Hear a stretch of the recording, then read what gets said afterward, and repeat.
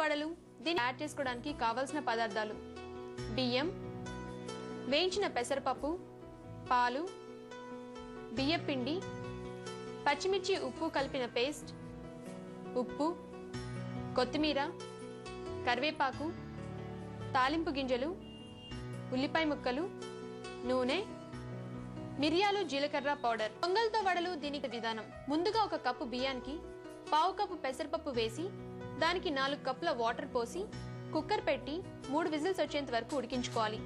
ఇప్పుడు స్టవ్ మీద బాండీ పెట్టుకొని కొద్దిగా నూనె వేసి అది వేడెక్కిన తర్వాత తాలింపు దినుసులు, కరివేపాకు వేసి అవి కొంచెం వేగాక స్టవ్ ఆఫ్ చేసుకోవాలి. స్టవ్ ఆఫ్ చేసుకున్న తర్వాత మిరియాలు, జీలకర్ర పొడి వేసి కలుపుకోవాలి.